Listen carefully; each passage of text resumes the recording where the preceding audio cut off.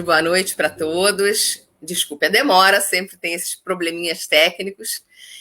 E eu quero aqui agradecer a todos vocês, dizer que essa nossa live beneficente hoje tem o tema Toda a Verdade que Não Te Contaram sobre o Covid-19, como se proteger do coronavírus em tempos de pandemia.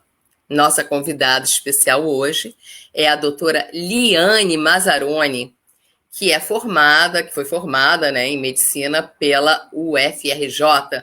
Foi também integrante da equipe do Dr. Ivo Pitangui, super estudiosa desse assunto do Covid-19.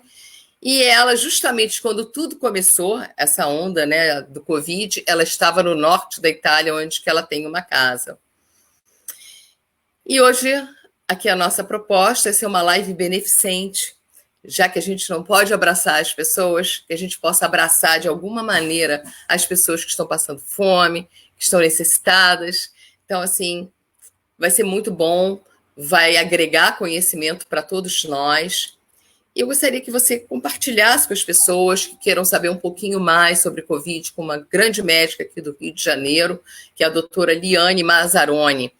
Também, se você puder doar dinheiro para a gente comprar cesta básica, para poder depois entregar pela obra social Abraço Rio, que é coordenada pela primeira-dama, nossa querida Silvia Jane Crivella. Então, vamos espalhar amor, vamos espalhar solidariedade, que Deus te abençoe muito, muito, muito.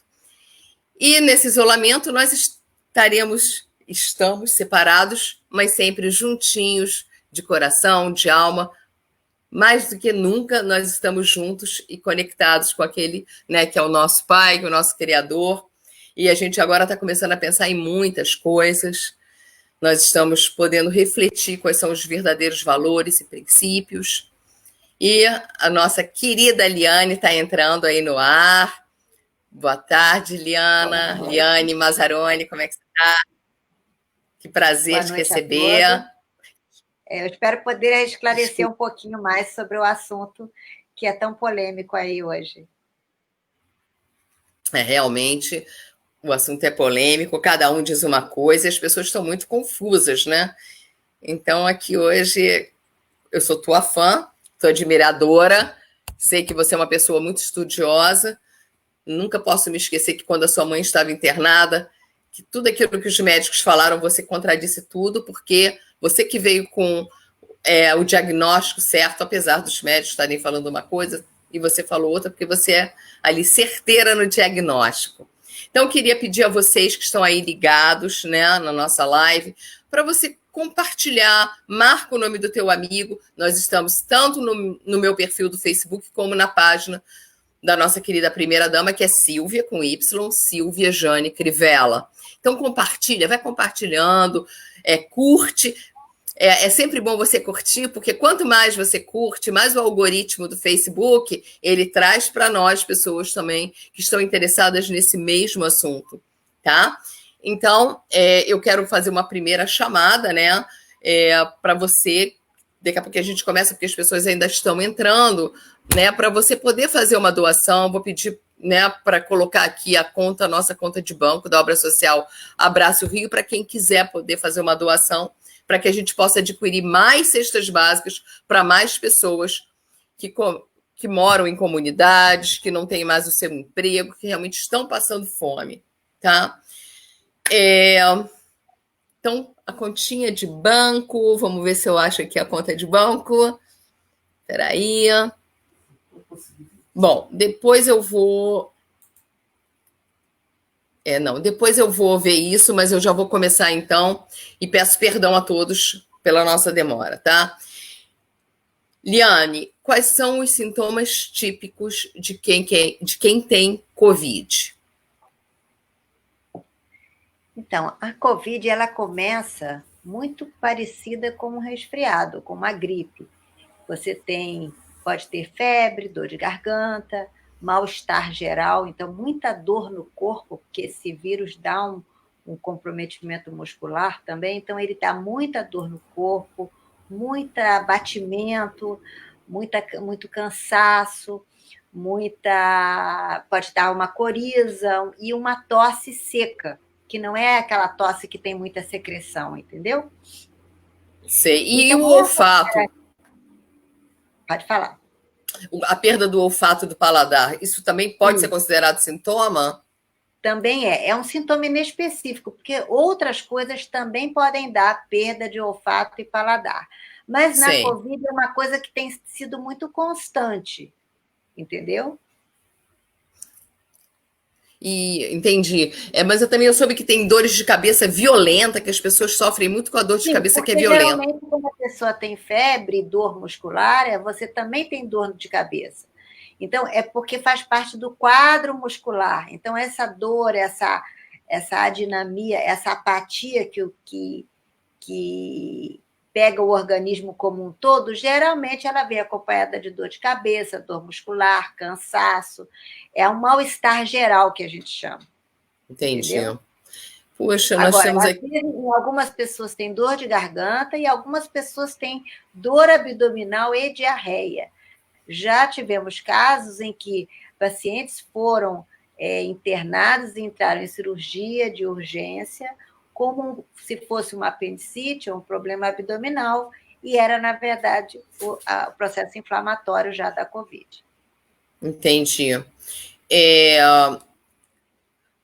Bom, temos aqui algumas pessoas aqui participando. Nossa querida amiga Maria Araújo, boa noite. Boa noite, querida. Talma, nossa secretária de Educação. Boa noite, querida. A Lenita Ribeiro, espalhando amor sempre. Que maravilha. Luciana Medeiros, também ligadinha. Laísa, estamos com uma boa audiência. As pessoas estão entrando e eu peço para vocês, queridos, para que vocês marquem seus amigos que estão interessados de aprender mais um pouquinho sobre o tema, tá? Alexandra Neri, Thelma Cristina Guimarães, Kátia Freire, nossa advogada, amiga lá da OAB, Georgiana Guinle, boa noite, amada. Tema super edificante e elucidativo, isso mesmo. Olha, nosso programa está sendo exibido eu creio que pela página da primeira-dama, Silvia Jane Crivella, assim como pelo meu perfil. Nós estávamos tentando colocar no YouTube, mas depois esse vídeo também vai estar sendo passado pelo YouTube, no meu canal YouTube, tá? Se chama Eliana Ovale mesmo. Temos também a Rosângela Viana aqui, parabéns pelo tema edificante, muito obrigada. Então, vamos continuar, Liane. A pessoa com esses sintomas que você falou agora, tosse, perda de paladar, fraqueza, ela deve se comportar como? Ela vai para o hospital ou ela deve ficar em casa? O que você sugere? Então, se essa sintomatologia não for muito intensa, e se ela tiver uma febre persistente, um quadro persistente, o ideal seria que ela procurasse um suporte médico, porque com isso, com uma consulta médica, ela vai intensidade do quadro, o quanto precisa se preocupar e, principalmente, ter o pedido dos exames para poder confirmar ou não o quadro da Covid-19. Por que é tão importante confirmar o quadro? É importante confirmar o quadro porque assim você vai poder fazer outros exames complementares para avaliar em que estágio da doença você está, porque você tem, a doença ela é dividida em 3 estágios. Então, você sabendo em qual estágio você está, você vai saber melhor como tratar, como você pode dar um suporte melhor para esse paciente, tentando dar um suporte melhor nessa fase inicial, porque quanto mais se faz na fase inicial, mais vai se prevenir de entrar numa fase crítica. O que você chama? Inflamatória. Então, a doença ela tem 3 fases, mas principalmente ela tem uma fase inicial que a gente chama de a fase da viremia, que é a proliferação do vírus no organismo. Sei. Essa fase é a fase que tem a mais a sintomatologia da febre, aquela sintomatologia que parece com o resfriado, que nós já falamos aqui. Depois dessa fase, vem uma fase inflamatória. Algumas pessoas, 80% das pessoas, não têm tanto essa fase inflamatória. E aí o Sei. quadro se resolve, e aí, como a pessoa diz, parece uma gripezinha, uma coisa mais leve. Você tem um quadro mais leve e se resolve com isso. Mas outras pessoas, dessa fase da viremia, ela vai passar para uma fase da inflamatória. E essa fase inflamatória vai depender de características do indivíduo, que é como o indivíduo responde a essa proliferação viral, e com isso você vai ter o que a gente chama de uma tempestade de citoquinas, que são células inflamatórias que o seu organismo produz contra o vírus, mas que acaba sendo tão intensa que agride o seu próprio organismo. Então, nesta fase, é a fase que a doença pode se complicar.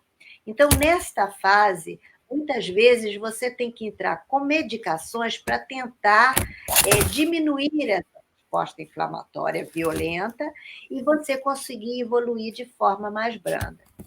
Então, Liane, só um minutinho. Essa fase inicial, ela dura quanto tempo? Em geral, mais ou menos 7 a 8 a 9 dias, a 10 dias no máximo. E no caso, a pessoa, nessa fase, você orienta a pessoa a já tomar cloroquina ou ainda não? Então, os trabalhos ainda são, isso é uma discussão, e hoje nós tivemos uma decisão da Organização Mundial da Saúde de parar com as investigações da cloroquina, porque ela estaria causando risco à saúde. Acontece que esse trabalho continua sendo questionado, porque os trabalhos que foram revisados, e esses trabalhos publicados são todos trabalhos retrospectivos, eles consideram que a cloroquina foi dada a pacientes que já estavam internados. Portanto, se esses pacientes já estavam internados, significa que eles já tinham um quadro mais grave.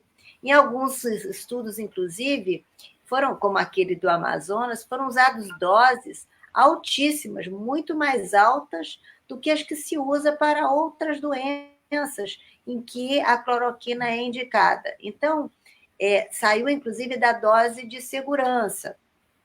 Então, uma das coisas que a gente coloca é que, aparentemente, pelas experiências de alguns profissionais na Europa, em que a cloroquina e a hidroxicloroquina teriam dado um resultado satisfatório, assim como aqui no Brasil está sendo usado em protocolos da Unimed, da Prevent Senior e de mais algumas outras seguradoras, e de alguns hospitais em São Paulo, ela foi usada no início, ou seja, 24 horas após você ter uma confirmação de que você tem o quadro. Então, você tendo a confirmação de que você tem o quadro, você entraria com a hidroxicloroquina por um período de 5 dias, sendo que no primeiro dia se tomaria uma dose de 2 vezes ao dia e depois passaria para uma dose de 1 vez ao dia por mais 4 dias. Então, uma dose por um período curto. Você olha os estudos retrospectivos, a questão que nos chama a atenção é: este medicamento já foi usado num paciente que já estava grave, e aí ele evoluiu porque o quadro dele, da Covid, já era um quadro grave, então ele já morreria? Entende? Essa é que é a questão. Você, para poder ter uma avaliação mais precisa da hidroxicloroquina e da cloroquina, você teria que ter um estudo randomizado, iniciado com pacientes que ainda estão numa fase inicial da doença, portanto, na fase de viremia, onde você teria um grupo controle que não usasse, um grupo controle que usasse, porém, iniciando nessa fase inicial, onde você ainda não tem a resposta inflamatória.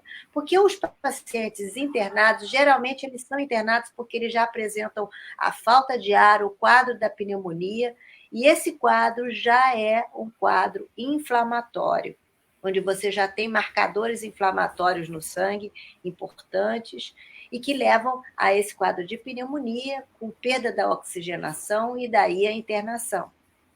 Então, Tá, eu é o acho, uso da cloroquina numa fase errada.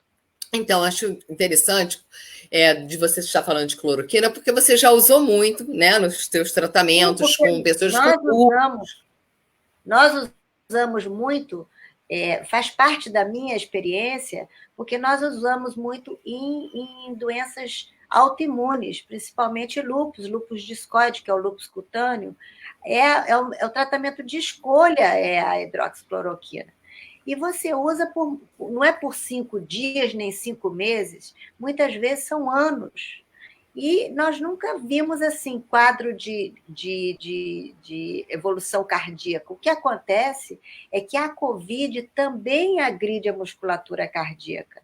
Então, hoje já se sabe que existe uma agressão da COVID à própria musculatura cardíaca. Então, a COVID ataca diretamente o coração. Então, até que ponto este quadro de agressão ao coração que ocorreu nestes pacientes, desses trabalhos, já não foi pela própria COVID, e não necessariamente pela hidroxicloroquina.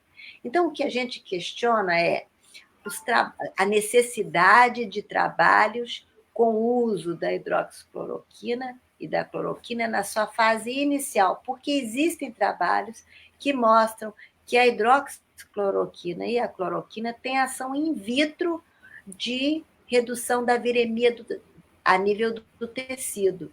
Então, o que a gente gostaria de ver é uma avaliação a nível de seres humanos, porém na fase correta e não na fase em que já existe o processo inflamatório. Porque nessa fase do processo inflamatório, o objetivo do tratamento é muito mais a resposta inflamatória do indivíduo, assim como o suporte à vida, dependendo do quadro que se apresenta, e aí nós vamos ter um quadro de coagulação intravascular, com risco de coagulação intravascular, então nós precisamos de corticóide para diminuir a resposta inflamatória, precisamos de anticoagulante para diminuir o risco de uma coagulação intravascular, precisamos de oxigênio, precisamos de antibiótico para as bactérias oportunistas que vão agredir aquele pulmão. Então, nós precisamos de um suporte de CTI, onde este suporte de CTI é muito mais importante do que qualquer outra coisa. Então, não é o momento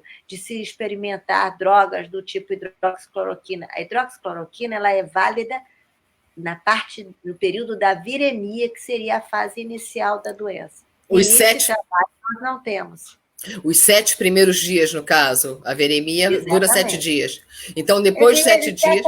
Até 10 dias do início do quadro.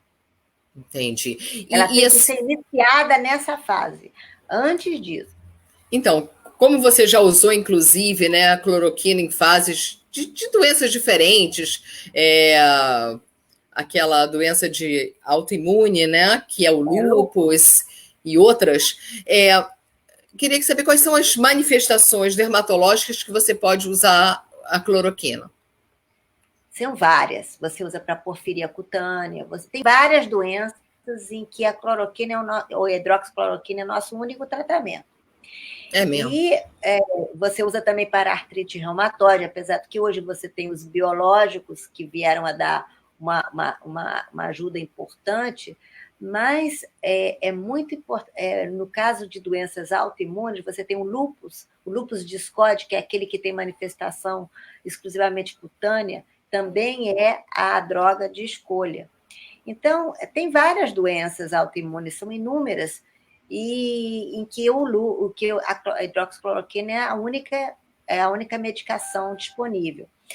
O que eu chamo a atenção é que nessas doenças todas, o uso não é por pouco tempo, é um uso por longo prazo. Inclusive, o nosso principal efeito colateral é o depósito desse medicamento a nível da retina. Então, por conta disso, você faz uma avaliação oftalmológica prévia e depois, a cada 3 meses, para avaliar se está tendo depósito ou não do medicamento na retina. Porque, fora disso, nós não temos relato de problemas cardíacos, não é uma coisa usual de acontecer. Assim como quando você faz a prevenção para a malária, que ainda é a hidroxicloroquina e a cloroquina ainda são a medicação de escolha para a prevenção da malária. Então, todo mundo que aqui do Sudeste que vai para a Amazônia precisa fazer uso de cloroquina e hidroxicloroquina para ir para a floresta. Então, essas pessoas. O risco de você pegar malária é muito grande. Então, essas pessoas, esses estudos que são contrários ao uso da cloroquina, foi porque, então, ela provavelmente foi aplicada depois, né, dessa fase de viremia, é isso? Exatamente, ela foi aplicada numa fase em que o paciente já estava grave. Ele já estava internado com um processo inflamatório muito agressivo, o processo inflamatório este que acomete diversos órgãos, porque a gente sabe que o pulmão é apenas um deles. A maioria dos pacientes que são internados em CTI com Covid, eles acabam tendo também problemas renais e eles acabam tendo que entrar em hemodiálise, eles têm problemas cardíacos, eles têm problemas de diversas naturezas, podendo ter problemas cerebrais. Então, o acometimento da Covid, ele é sistêmico, ele agride muito a parede do vaso, levando a um disparo de citoquinas que são liberadas pela parede vascular, e aí eles vão agredir diversos órgãos. Essas células vão agredir diversos órgãos, no mecanismo de defesa do organismo. Por isso, inclusive, começou a se ter uma melhora da evolução disso, se o paciente, nessa fase, quando ele descobre que ele começa a ter a falta de ar, logo nos seus primeiros sintomas de falta de ar e tosse seca, ele deve ir ao hospital, porque nessa fase que está começando esse quadro, é muito importante o uso de corticoide em dose alta para inibir essa resposta inflamatória agressiva do organismo. Então, como eu lhe disse, a hidroxicloroquina só seria válido na fase inicial. Na hora que a pessoa já está apresentando falta de ar, uma baixa oxigenação, ele provavelmente já tem o início de um quadro pulmonar, já tem um quadro de uma pneumonia, que pode ser mesmo só de 30%, e nessa fase já tem que entrar com corticoide, com anticoagulante, para impedir a progressão do quadro para um quadro grave. A Viviane Gonçalves está dizendo, né, que nós sabemos que quanto antes começar o tratamento, melhor. Marcos Hoffman, a OMS é um lixo, fora OMS, fora Globo lixo. Isso mesmo. Kátia Freire, minha preocupação, doutora Liane, são as pessoas assintomáticas, uma vez que não foram realizados testes em toda a população. Realisticamente, hoje podemos ter milhões de pessoas com o novo coronavírus sem saber dentro de casa, sem sintomas. Como fazer quando for permitido o retorno ao convívio social? Pois é. Aí nós estamos entrando na questão principal.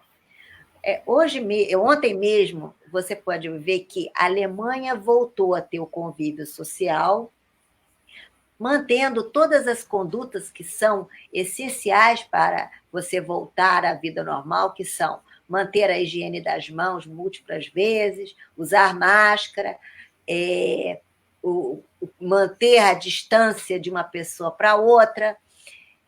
Porém, mesmo assim, houve um episódio de um templo, de uma religião que eu agora não sei especificar qual foi, em que 13 pessoas foram apresentar um novo coronavírus depois de um culto.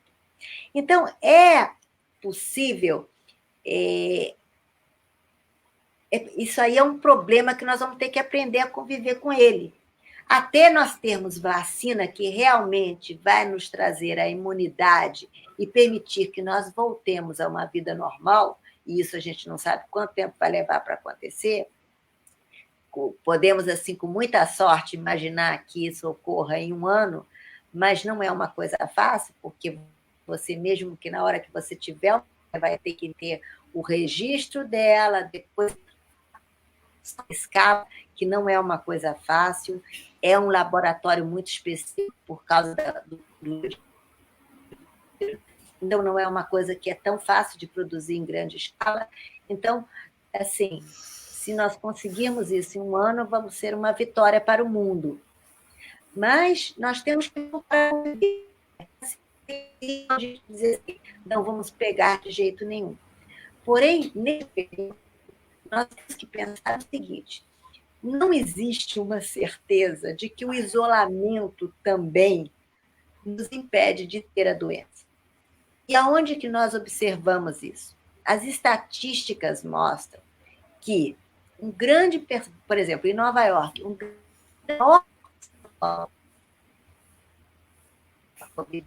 está nós não sabemos direito, mas para uma pessoa sintomática que foi em casa ou levou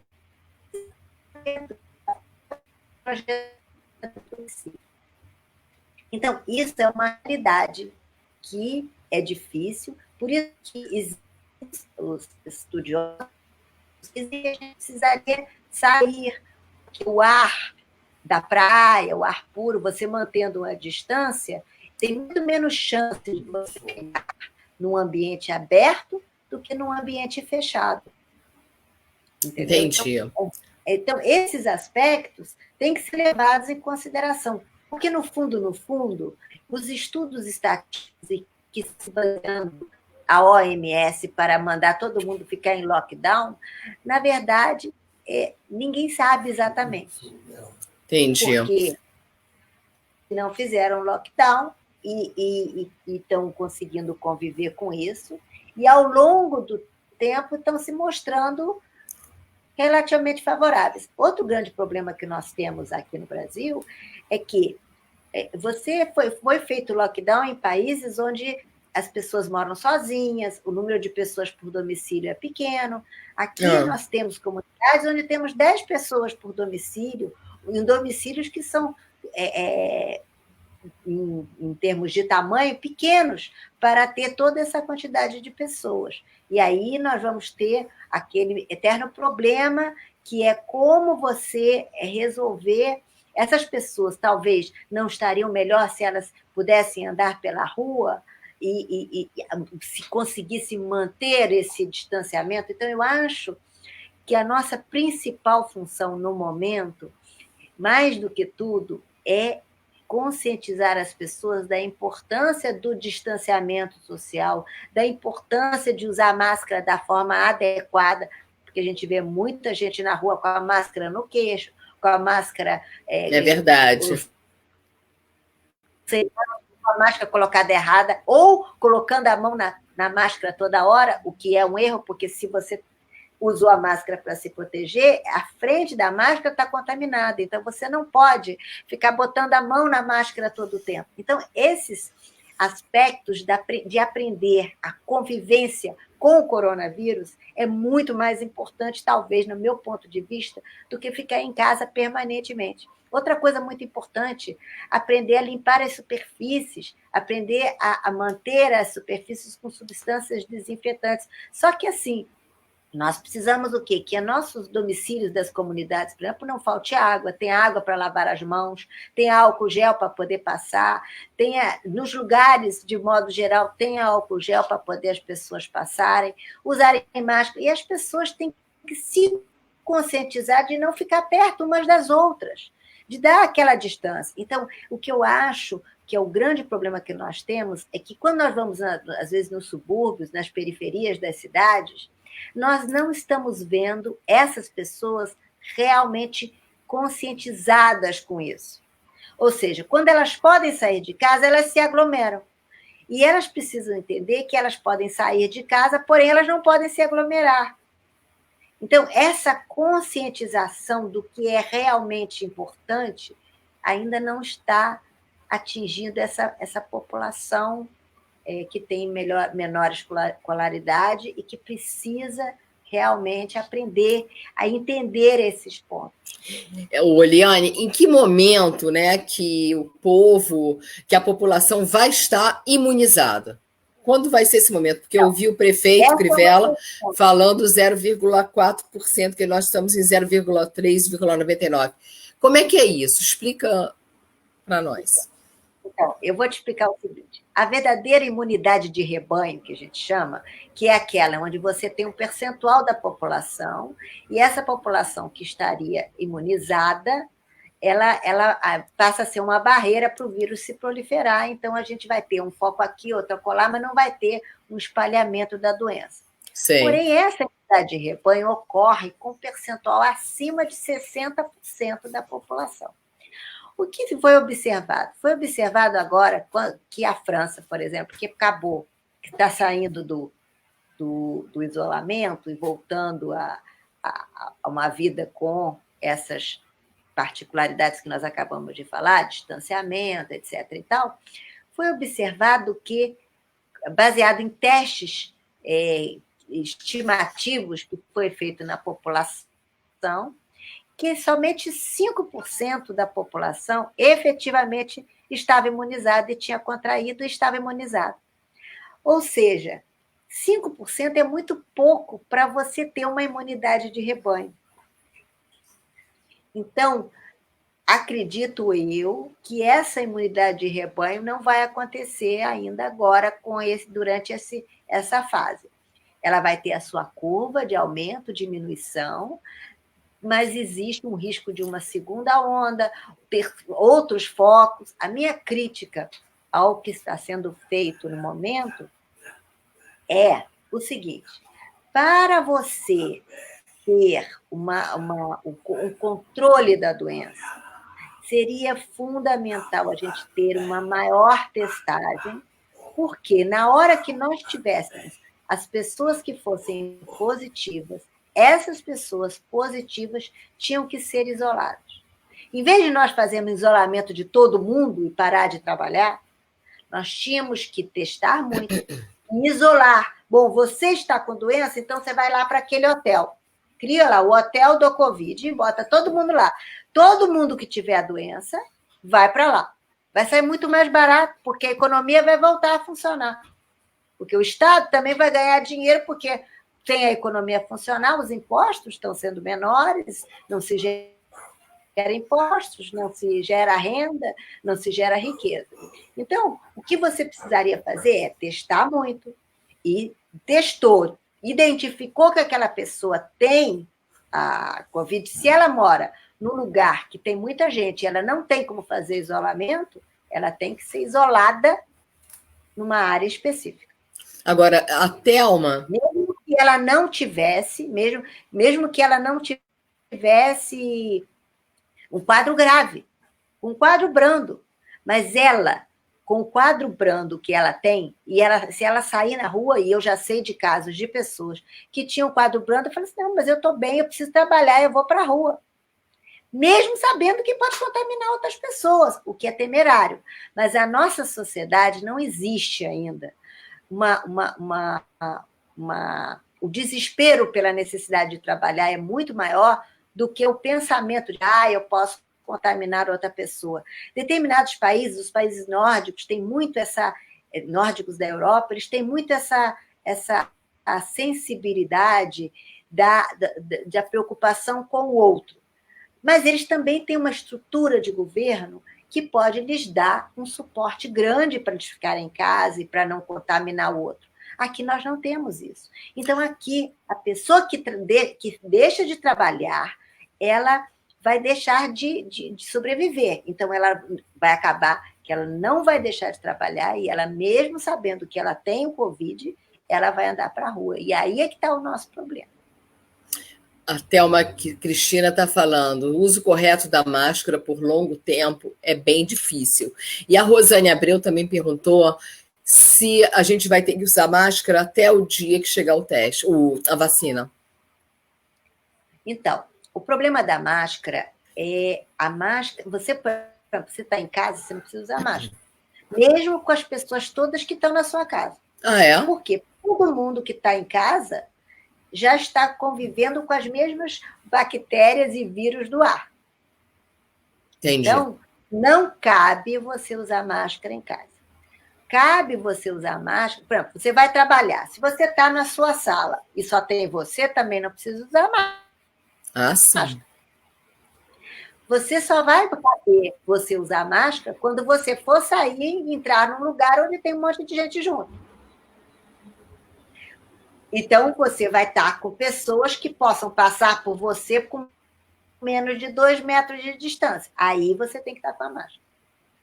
Entendi. Mas, se você, por exemplo, está num lugar aberto, que não tem ninguém perto de você, não tem por que você usar a máscara. Entendi. A máscara é para o momento da aglomeração. E ela só vai funcionar enquanto ela estiver seca. Como ao respirar a gente elimina vapor d'água, a gente vai umedecer essa máscara. Ao umedecer a máscara, ela fica porosa e os vírus e bactérias vão passar. Então, depois de 2 horas, a gente tem que pegar essa máscara, guardar num saquinho e botar uma outra. Então, a Laísa Quirino está perguntando. Se a gente for ficar, por exemplo, muito tempo no lugar aglomerado. Tá. A Laísa está perguntando: além da aglomeração, existe outra forma que o vírus se prolifere com facilidade? Sim, pelo contato. O contato de uma pessoa com a outra, se a pessoa, por exemplo, colocou a mão no rosto dela e ela contaminou com vírus, ela, ao tocar a outra pessoa, ela vai contaminar a mão dessa outra pessoa. Aí essa outra pessoa, ao colocar a mão em si, no seu rosto, ela vai contaminar. Por isso que a gente fala que é muito importante você lavar muito. Porque se você teve contato com aquela pessoa te passou o vírus para as suas mãos, e você lavou as mãos, pronto, está resolvido o problema. Você não vai mais contaminar o seu rosto. Entendeu? Entendi. Olha, tem também a Maria Araújo. A importância de lavar a mão. Lavar as mãos normal, com sabonete neutro. Não precisa de sabonete antibacteriano, nenhum sabonete antisséptico específico. Sabonete neutro. Qualquer sabonete mata o vírus. Esse vírus ele é muito frágilzinho, sob o sentido de que o sabão ele vai destruir, ele vai quebrar a cápsula dele. O álcool também vai quebrar a cápsula dele. Entendeu? Então, ele não vai sobreviver. Então, qualquer coisa que você... eu peguei essa coisa aqui que estava com esse objeto que foi pego por uma pessoa com coronavírus. Não tem problema, você deixa o objeto lá, vai e lava a sua mão, está resolvido. O que você não pode é pegar o objeto contaminado e tocar o seu rosto. Porque ao tocar o seu rosto, você vai criar uma porta de entrada para o vírus. E o vírus entra por onde? Pelos olhos, pelo nariz e pela boca. Agora, me diz uma coisa, o álcool gel, ele substitui o sabonete? Se a pessoa não tiver álcool, ela pode desinfetar só com álcool? Sim. Tá bom. A doutora, agora, a pastora... Uma coisa importante. Se você for ficar muitas horas fora, o álcool gel você passa a primeira vez, a segunda vez, da terceira, na quarta vez ele já não vai ter tanta eficácia porque ele vai deixando umas camadas. Então é muito importante você lavar a mão para tirar aquelas camadas. Interessante, bem interessante. Você poder utilizar o álcool gel de novo, entendeu? Então depois de algumas passadas de álcool gel, você vai perdendo, vai criando uma camada na pele, por isso que você tem que lavar outra vez. Olha só, doutora Eliane, a Ellen Gaudiano está dizendo que o pai dela tem uma doença chamada espondilite reumatológica e ele toma biológicos. A saúde dele, no caso, seria mais frágil?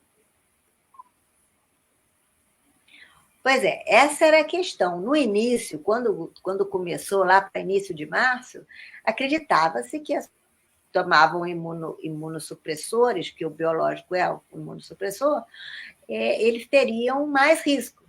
Acontece que a experiência da Espanha mostrou exatamente o contrário.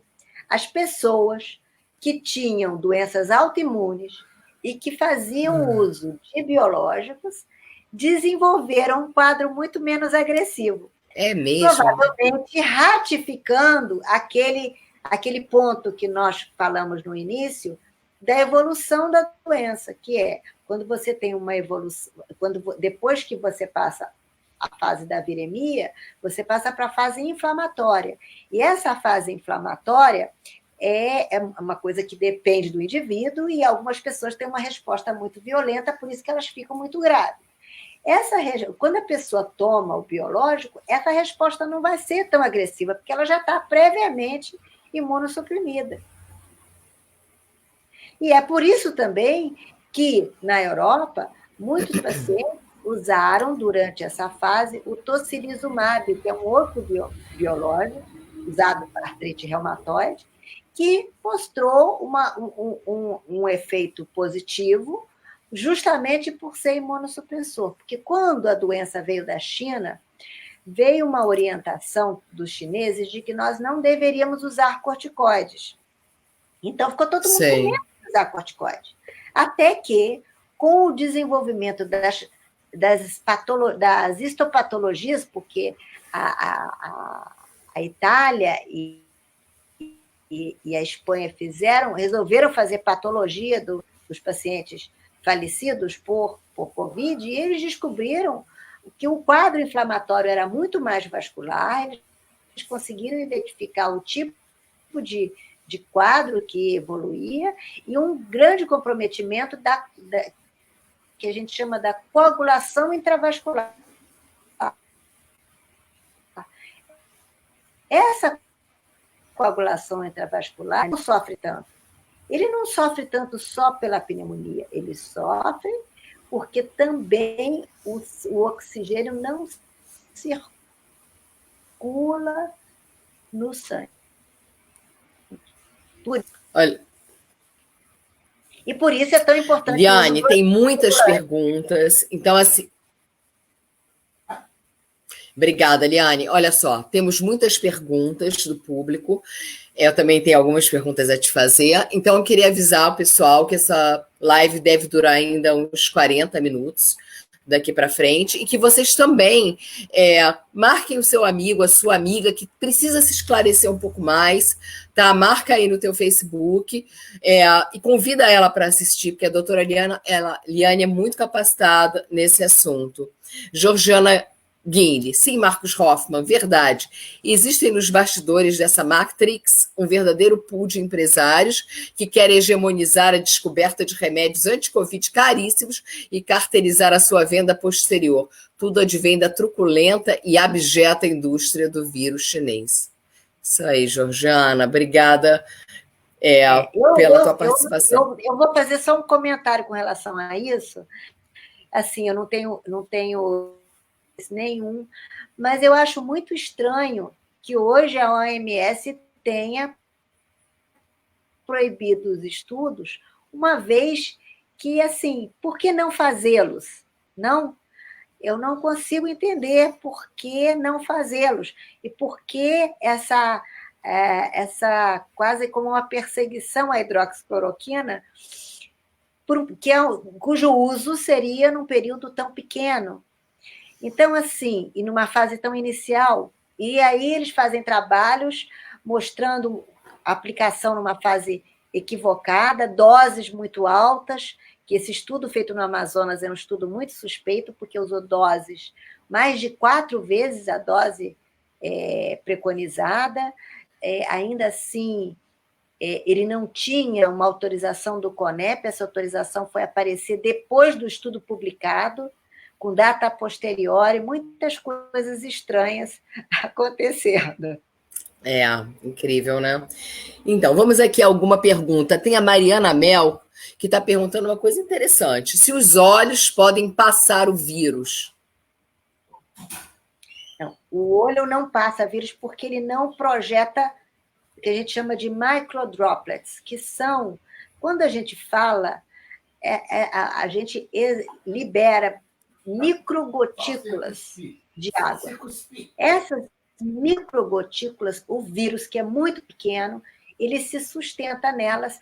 E quando a gente fala os perdigotos eles vão e caem. Então, eles vão andar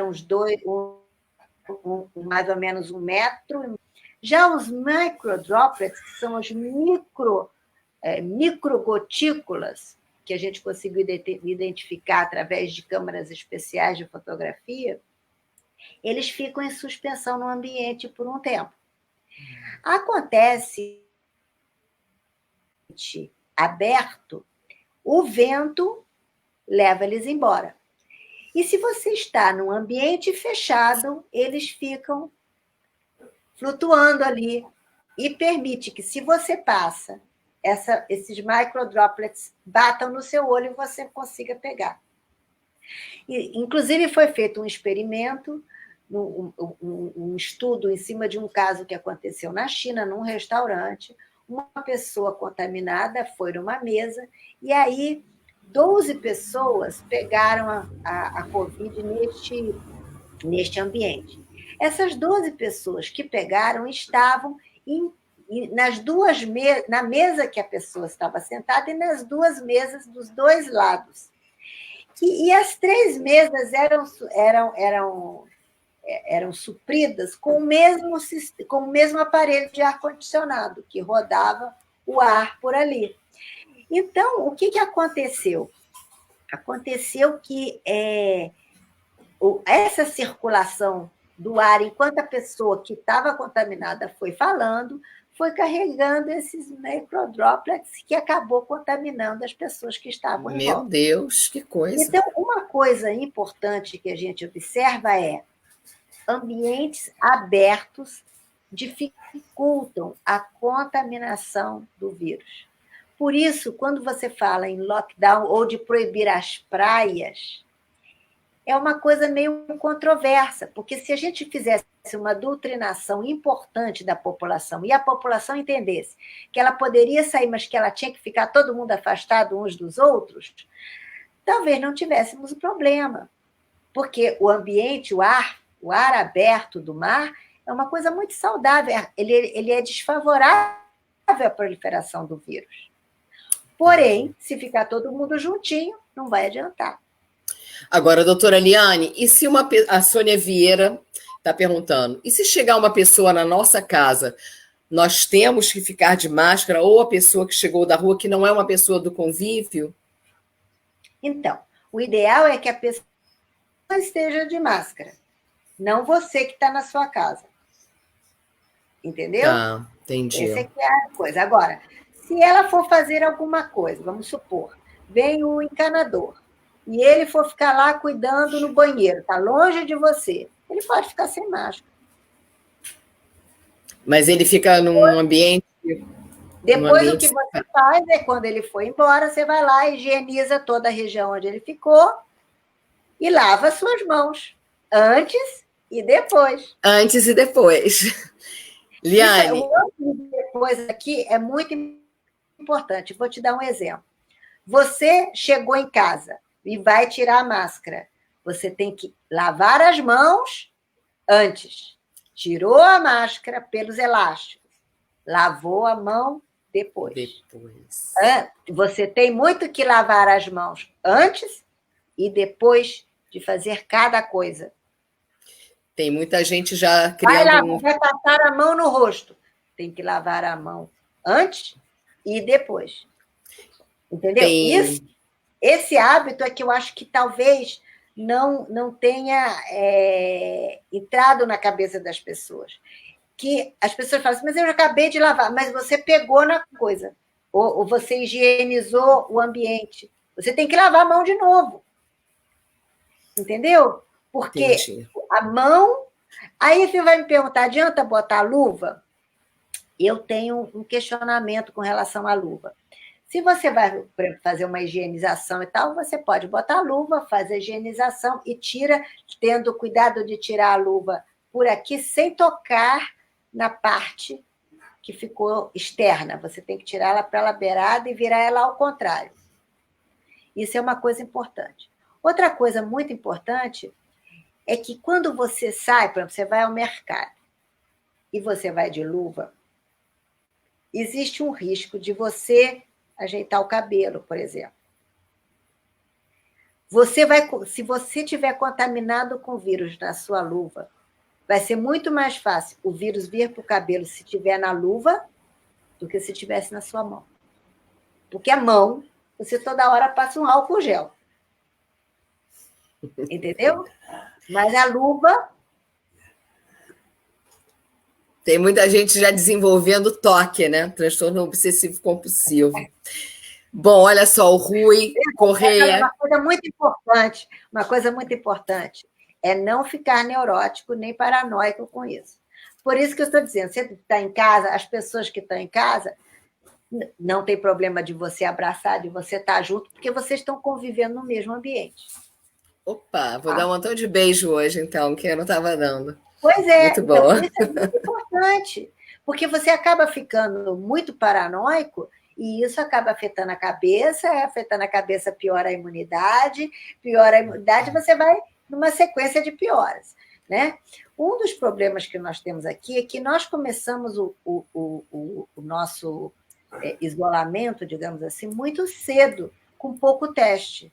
Então, não conseguimos isolar efetivamente quem estava doente, e estamos agora já vamos completar quase 3 meses de isolamento. Então, isso foi destruindo a autoestima das pessoas, foi destruindo o trabalho das pessoas, a renda das pessoas, e agora que a gente realmente precisaria tomar cuidado, nós estamos com problema. É isso mesmo. Liane, o Rui Crespo está perguntando. A primeira coisa que eu digo é: nós precisamos testar e isolar quem está doente. Então, quem já teve o vírus, ele pode voltar a ter de novo? Então, por enquanto, nós ainda não temos nenhuma confirmação de que alguém que já tenha tido volte a ter novamente. Nós também não temos tempo suficiente para dizer se aquela pessoa está imune.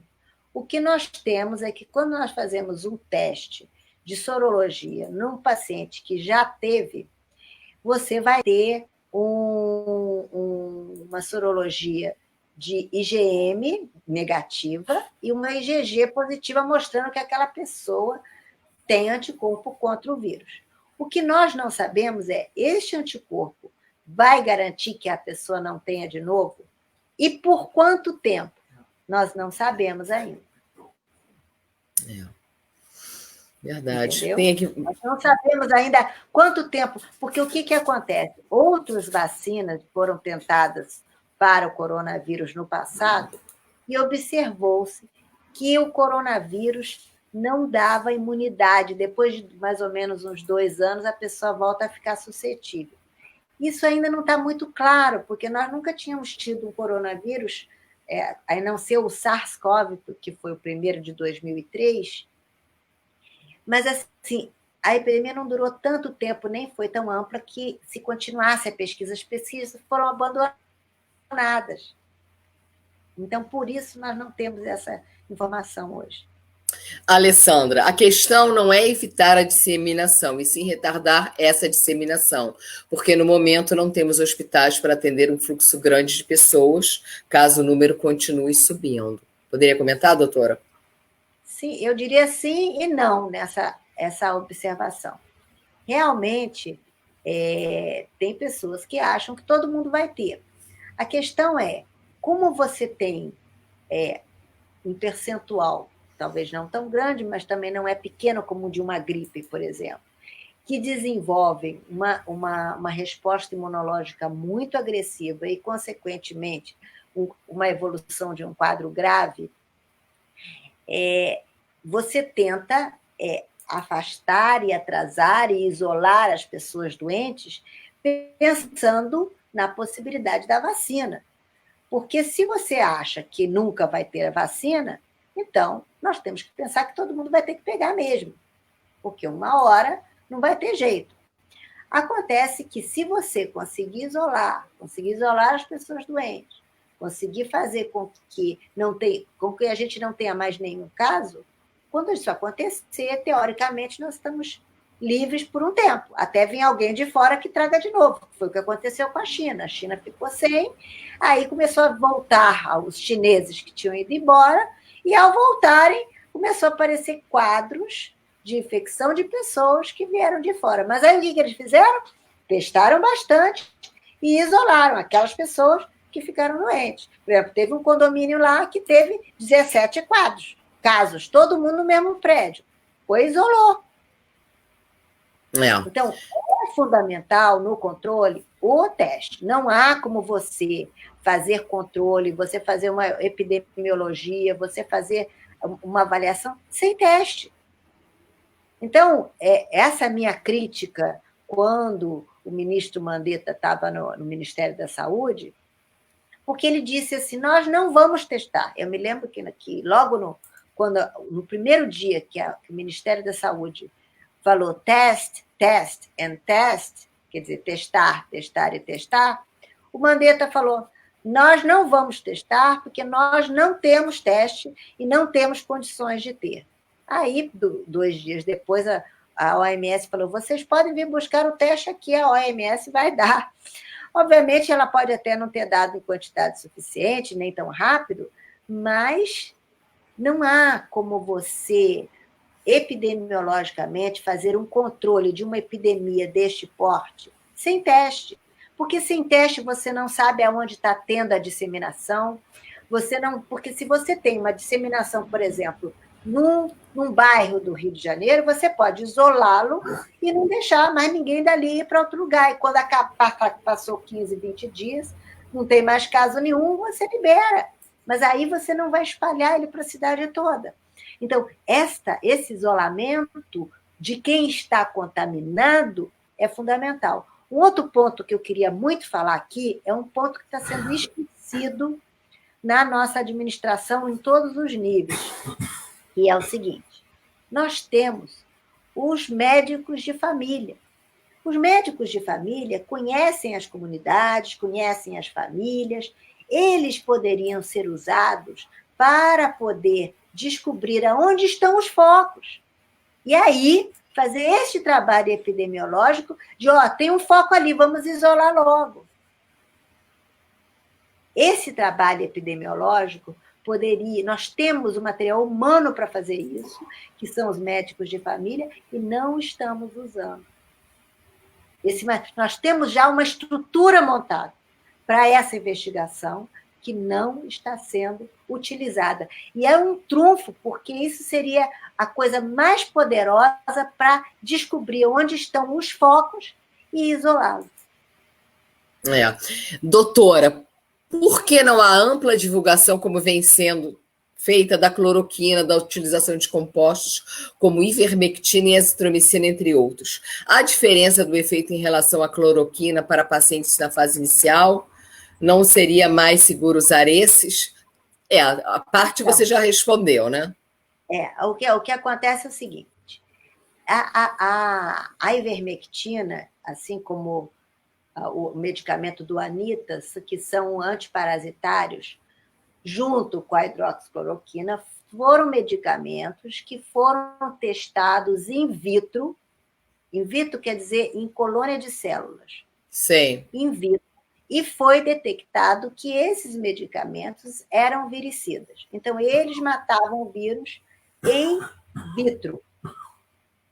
E ainda não existe um estudo in vivo nessa fase inicial de viremia, nem da hidroxicloroquina, nem da ivermectina e nem do anil. Existem grupos que estão fazendo essa investigação, mas esse trabalho ainda não existe publicação, então nós ainda não sabemos esses resultados.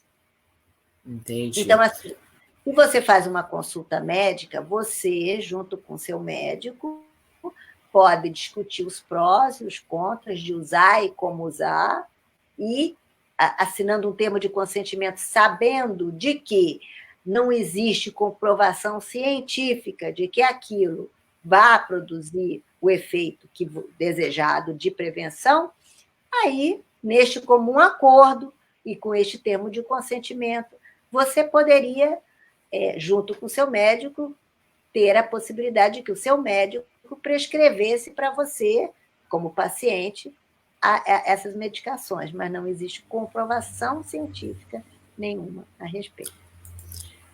A Maria está dizendo que teve sintomas, febre, dor no corpo, ausência de olfato, tosse seca durante 3 dias, consultou o médico que passou a azitromicina, que tomou 5 dias, e os sintomas sumiram. Liane, e a teleconsulta, você é a favor ou é contra? Então, nesse momento, acho que a teleconsulta pode ser uma solução muito importante, porque não vai trazer risco para o médico nem para o paciente, e o médico, através dessa que chama videoconsulta, né, você vai poder fazer pedir os exames, porque o mais importante é você ter a confirmação desse diagnóstico para poder fazer a avaliação prospectiva. E dependendo do estágio que está, você vai fazer outros exames que são marcadores inflamatórios, que vai te permitir avaliar qual é o grau de risco para aquele paciente, em que estágio ele está e como nós devemos levar a coisa dali para adiante. Então, você tem uma série de exames que você tem que fazer, que você vai precisar de um médico para poder fazer esse pedido.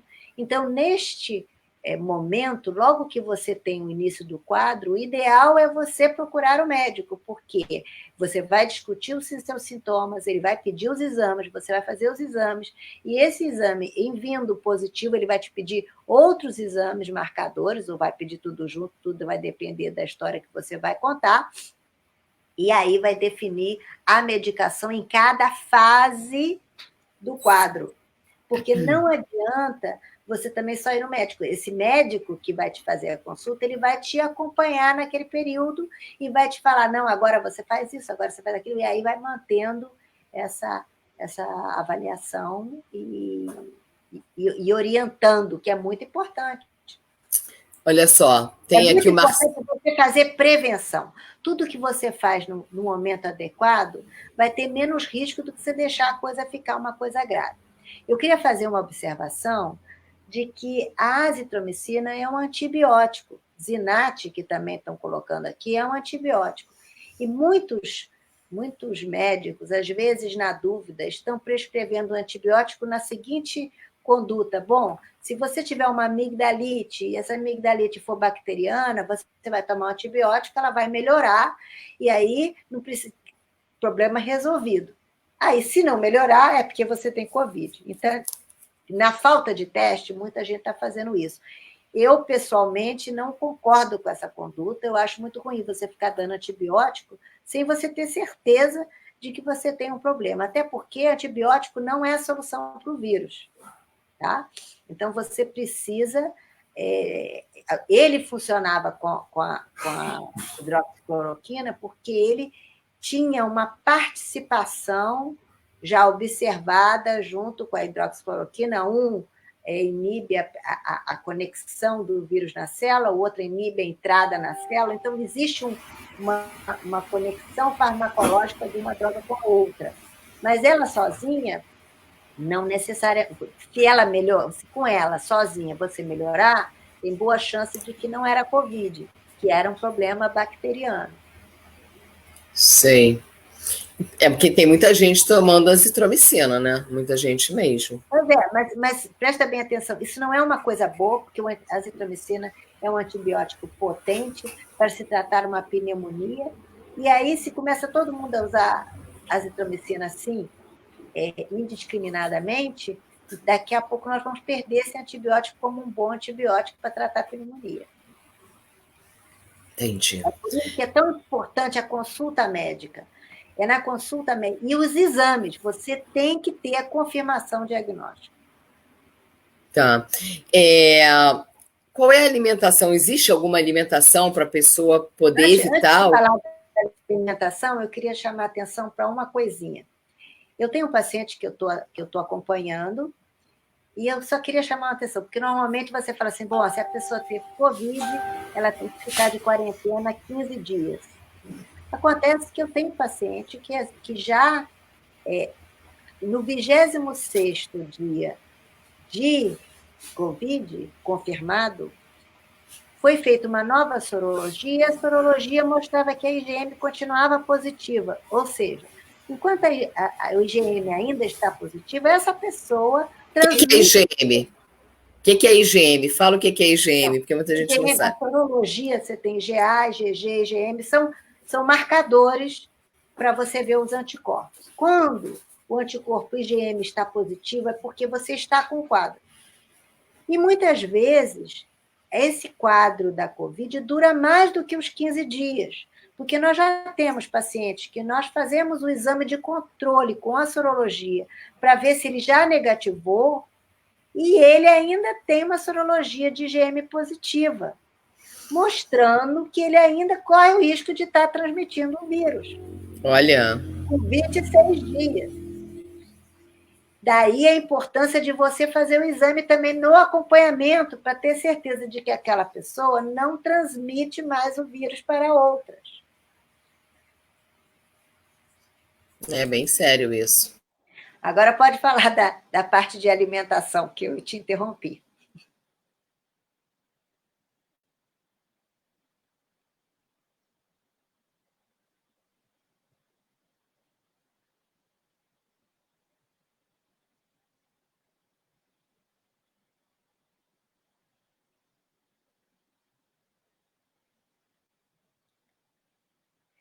Eu estou lendo aqui uma pergunta sobre as pessoas que estão sendo contaminadas em casa por 2 motivos. A, pegam as coisas trazidas da rua e não sabem como desinfetar e se esquecem de limpar tudo o que tocam e de lavar as mãos. E B, tristeza e depressão por não poder sair de casa e estar com seus queridos. Então, eu vou responder aqui a primeira coisa. Quando você volta para casa, é muito importante.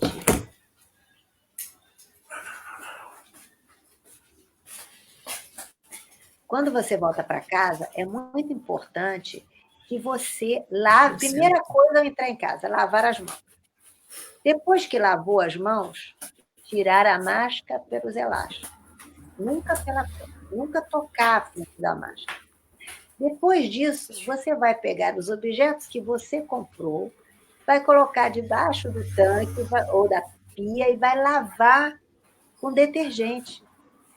E o que for caixa, que não pode molhar, você vai pegar um paninho, vai fazer uma solução de água sanitária bem diluída, que é 1 parte de água sanitária para 19 partes de água, e vai pegar e vai colocar esse paninho nessa solução e vai passar nas caixas, em volta de todos os produtos, em volta das verduras, em volta das frutas, e vai passar em tudo isso. Depois que você terminou de fazer isso, você vai lavar a mão de novo. Então, a primeira coisa que você faz quando você chega em casa é lavar as mãos. Aí você vai tirar a máscara e vai começar essa higienização de tudo que você comprou, e depois você vai lavar as mãos novamente. Então, é aquela importância de lavar as mãos antes e depois. Outra coisa que a gente aconselha é quando você chega em casa, deixar o sapato que você andou na rua e não andar com ele dentro de casa, a menos que você higienize a sola do sapato, ou com a mesma solução de água sanitária que eu acabei de explicar, ou com álcool gel ou álcool 70. Então, quer dizer que essa coisa da alimentação que chega, das compras, a pessoa tem que ficar muito atenta, né? Também, né? Tem que ficar muito atenta. Porque muitas vezes, às vezes vem um entregador e o entregador está contaminado e ele ainda não sabe. Então, ele, ao te entregar, ele tocou no pacote, o pacote está contaminado. Então, você tem que pegar aquele pacote, jogar, pulverizar com álcool 70 em volta, né? Ou pegar, colocar em cima de uma superfície, pegar esse paninho com a solução de água sanitária e passar nele todo, tirar, descartar, e aí lavar as mãos para poder comer o que está lá dentro. Essas comidas de delivery não são perigosas, não? Da pessoa ter feito ali na hora? Não são perigosas. O que a gente tem que imaginar é que você tem que ter esses cuidados com a embalagem, entendeu? Outra coisa, se você tiver muito grilada, bota no micro-ondas um pouquinho, já vai ser suficiente. A comida é quente, o vírus não vai sobreviver. Isso mesmo. O Jackson Coutinho. Olá, doutora Liane. Boa noite. Sou psicólogo e minha preocupação é com a saúde mental das pessoas. Muitos casos de depressão estão sendo potencializados e surgindo outras psicopatologias como toque, síndrome de pânico, etc. Não seria interessante a flexibilização da quarentena?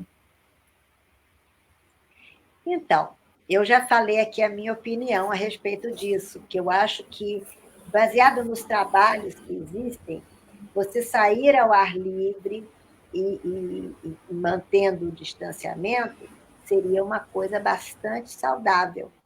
O problema que nós temos é que nós não temos uma conscientização suficiente da população com relação ao distanciamento. Entendeu? Então, assim, com relação ao uso da máscara, com relação à higiene das mãos, nós não temos isso tão presente, né? Assim como nós temos que nos preparar para fazer essa fase. Eu sou a favor de que saiamos, porque vamos melhorar a cabeça das pessoas, vamos melhorar a resistência física das pessoas, porque pelo menos elas podem caminhar um pouco, e isso é bom para a imunidade e para o bem-estar físico e mental. Porém, as pessoas têm que estar muito conscientes para fazer isso. Então, nós precisamos fazer uma educação maciça das pessoas. Temos que ter pessoas nas ruas que vão orientando, ao invés de ficar punindo, ficar orientando as pessoas. Você está sem máscara, você tem que lavar a mão. Fazer um totens com álcool gel, para as pessoas poderem ter facilidade para poder higienizar as mãos quando estiver na rua fora. Os pontos de ônibus seriam um lugar muito bom para ter álcool gel, porque o ônibus é um lugar onde as pessoas ficam mais próximas e onde elas tocam aquela barra de metal para se segurar. Então, elas precisam, quando sai do ônibus, muito do álcool gel ou de lavar as mãos. Isso seria uma coisa muito positiva, entendeu? Então, assim, ou pelo menos aquele recado, saiu do ônibus, passe o álcool gel nas mãos. Então, essa educação, que tem que ser uma educação coletiva, é muito importante. E as pessoas também têm que ter muita... Tem que ter autorresponsabilidade, né, Liane? Então, nós temos que aprender a pensar no outro também. Não podemos pensar só em nós. Isso é uma coisa que o brasileiro precisa aprender, porque o brasileiro sempre sempre viveu aquele negócio do passar na frente de todos, furar a fila, passar à frente das pessoas, salve-se quem puder. E agora nós estamos numa situação onde que uns dependem dos outros. Então, você fica bem, que eu também estou bem. E isso nós temos que criar essa mentalidade na nossa cultura. Isso é uma cultura que precisa passar a ser introjetada dentro dos brasileiros. Eu diria para nós fazermos uma campanha publicitária, porque isso tem que ser colocado maciço, porque o povo tem muita dificuldade de aprender isso, ele não tem conhecimento de muitas coisas básicas que facilitariam a compreensão dessa situação. Então, o fato deles não terem essa compreensão faz com que eles se tornem mais suscetíveis, e ao ficar mais suscetível, ele vai se tornando os outros mais suscetíveis também. Liane, nós vamos ter que terminar por causa do nosso tempo, né?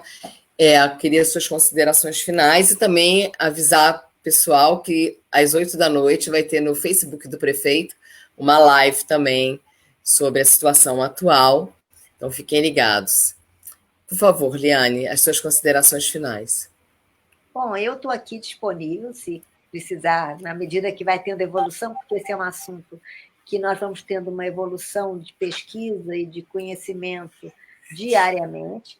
Então, acho que a gente tem muito para descobrir ainda, tem muitos trabalhos em andamento que vão sair novidades para a gente poder debater e poder modificar as nossas posturas. Também me coloco à disposição para quem quiser informações. Eu estou adepta agora, o CREMERG liberou para nós a videoconsulta, então nós estamos fazendo. Eu posso depois deixar um telefone de contato para isso. E, enfim, estou aqui à disposição. Espero que nós consigamos mudar a nossa mentalidade para que possamos logo, logo sair de casa. Eu vi aqui um comentário que falaram que você é muito inteligente, capacitado e deveria estar no Ministério da Saúde. Mas eu não estou mais achando aqui. Então, Liane, pode deixar o seu telefone, se você quiser, por favor. Bom, eu vou deixar um WhatsApp, que é, no momento, é a melhor maneira de entrar em contato com a gente, que é o 99211 6004. Tá. Repete, por favor. 99211 6004. Tá. Nós vamos chamar Ele agora está direto na minha secretária, e aí qualquer coisa pode mandar o WhatsApp. Ele é telefone e eu o WhatsApp. E aí pode entrar em contato com ela e qualquer coisa que precisar, eu estou aqui. Tá, então, o objetivo dessa live, pessoal, é para nós arrecadarmos dinheiro para reverter na compra de cestas básicas para a obra social Abraço Rio, poder doar para comunidades carentes, pessoas que estão sem o seu emprego. Então, eu gostaria até de convidar você, Eliane, para dar uma olhada no vídeo, aqui da nossa obra social, que está muito bonito. E também pedir ao Cadu, que já colocou aqui, né, a nossa conta, a conta da obra social, e agora a gente vai ver um vídeo de um trabalho muito bonito. Vamos ver se ela entra, se o vídeo entra.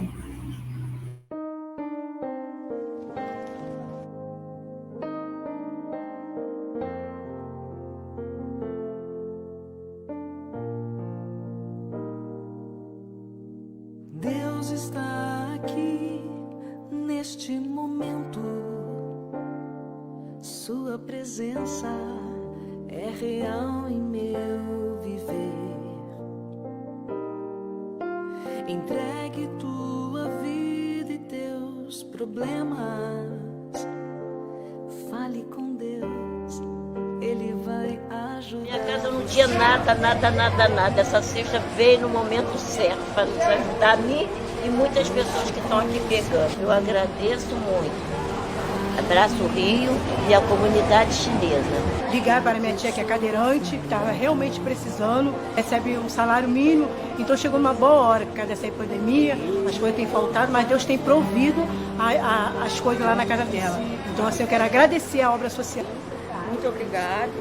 Chegou numa hora boa, ótima hora, porque eu tenho uma coisa especial e o meu salário só é 600 e pouco por causa do salário que eu tenho. Obrigada por tudo. Olha, meu filho, se puder me ajudar mais, com mais cesta, eu agradeço muito, eu agradeço, pelo menos nesse período agora, porque tá demais.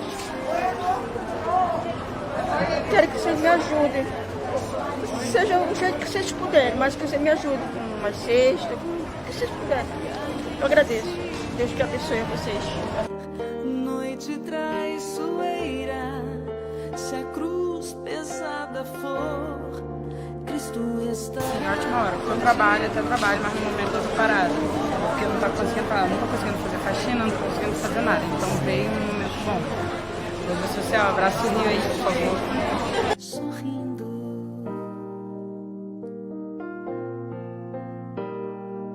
Boa hora, está abençoada. Eu agradeço muito a chinês por tudo. Deus, Ele vai ajudar você.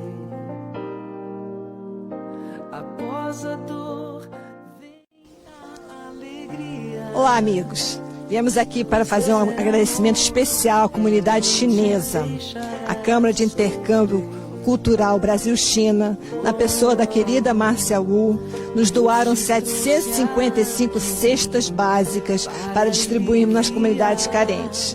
São 755 famílias que terão que comer nesses próximos dias. Nós estamos aqui com o pessoal da obra social, somos poucos aqui hoje, mas trabalhando sem parar para melhorar esse momento tão difícil da nossa cidade. Muito obrigado, comunidade chinesa.